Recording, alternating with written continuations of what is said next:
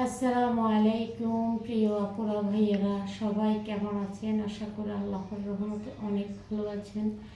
আলহামদুলিল্লাহ, আপনাদের বোন মোটামুটি ভালো আছি। আজ তো বলতে পারেন অনেকে মোটামুটি কেন ভালো আছেন, আর দেখতেই পাচ্ছেন আমার চেহারার দিকে তাকালে বুঝতে পারবেন, আমি ভালো করে তাকালে বুঝতে পারবেন আমি খুবই অসুস্থ। আজকে 2 দিন ধরে পেটের ব্যথার জন্য, প্রচুর পেটের ব্যথা এবং কোমরের ব্যথার জন্য কোনো কাজ কাম করতে পারছি না, রান্নাবান্না ঠিক মতো হচ্ছে না। তাই আর কালকে ভিডিও দিই নেই, আমি খাবারের ভিডিওটা কত করতে দিও নেই। তো আজকে খাবারের ভিডিওটা দিচ্ছি। মানে কষ্ট হচ্ছে, রিচ একদমই নাই বলে চলে, সব কিছু লাল লাল হয়ে আছে। তারপরে কি আর করা, যেহেতু ফেসবুকে কাজ করে নিয়মিত ভিডিও দেওয়া লাগে, এটাই হলো মূল কথা। তো আমি আজকে রান্না করতে একেবারে পাচ্ছি না, তাই আর কি করব। তো আজকে রান্না করছি, বাসাও তেমন কিছু ছিল না। তো আপনাদের ভাই অবশ্যই যেটা পারো সেটা করে, আর না পারলে না একটা ব্যবস্থা করবো, এরকম হলো। তো আমি এদিক দিয়ে ডাল এবং আলু, তারপরে ডাল আলু গরুর হাড়টি দিয়ে একটা সবজি রান্না করেছি। তো আলহামদুলিল্লাহ এটা দিয়ে খাবো। আর এটা হচ্ছে ইলিশ শুটকি, গতকালকে ইলিশ শুটকিটা দিয়ে ঝালবাজি করবো ভাবছিলাম। রান্নাবান্না সব ছাড়িয়ে ফেলছি, তখনই আমার ব্যথাটা হয়েছে। এতটা ব্যথা করতেছে কোমরের ব্যথার জন্য, আমি দাঁড়াতে পারতেছি না, ভালো করে বসতেও পারতেছি না। আজকে তো একটু মোটামুটি ভালো আছি আলহামদুলিল্লাহ। সবাই একটু দোয়া করবেন এবং পাশে থাকবেন, আর আমার জন্য একটু বেশি বেশি দোয়া করবেন, আমার পাশে থাকবেন।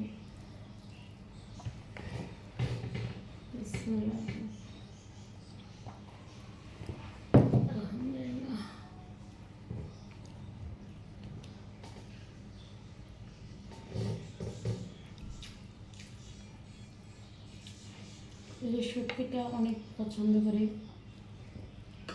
ইলিশ শুটকিটা আসলে আজকে অনেক দিন থেকে ইলিশ শুটকি খাবো ভাবতেছি। তো আপনাদের ভাইয়া বলতেছে, ভাবছিলাম যে ইলিশ মাছ খাবো, তো ওকে বলতেছি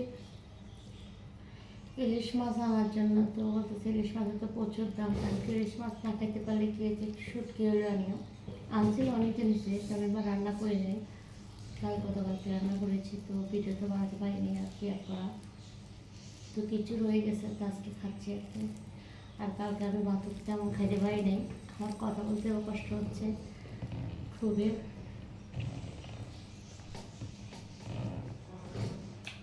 এই লেবুটা আমার ভাইয়ের বউ আনছিল, খুবই সুগন্ধি লেবু, ভালো সেন্ট আছে।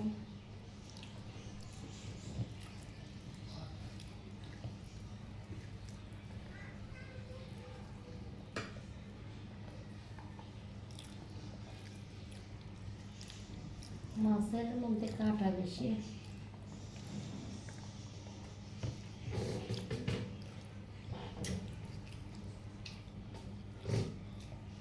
শুটকি টুটকি মনে করেন যখন আপনি অসুস্থ হবেন, বিশেষ করে শুটকি উটকি খেতে, শুটকি দিয়ে কিন্তু ভালো ভাত খাওয়া যায়।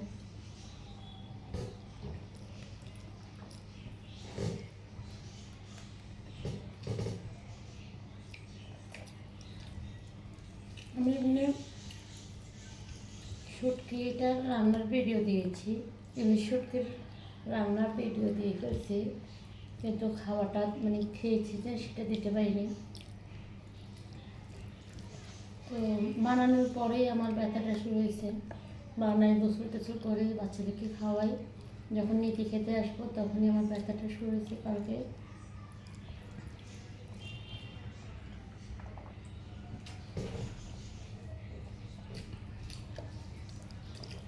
আসলে সত্যি কথা কি, মানুষ কখন সুস্থ থাকবে আর কখন অসুস্থ হবে, সব কিছুর মালিক কিন্তু আল্লাহ।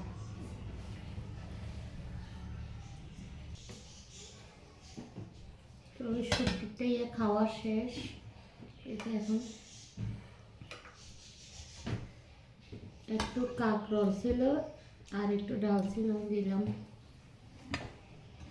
আর চলে গেছে বিদ্যুৎ, বিদ্যুৎ যাওয়াতে একটু সমস্যা হয়ে গেছে, অন্ধকার লাগতেছে চেহারাটা, কি আর করবো। শুটকি দিয়ে আগে খাই বেশি।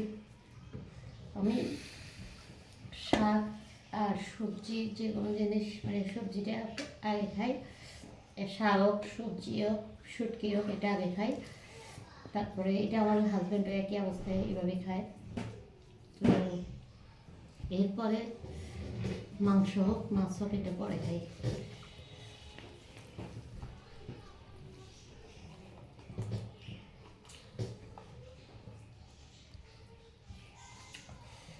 আলহামদুলিল্লাহ অনেক মজা হয়েছে।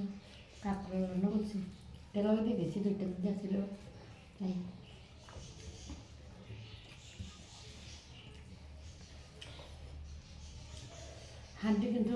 হাঁডির মাংসগুলো কিন্তু অনেক মজাই লাগে।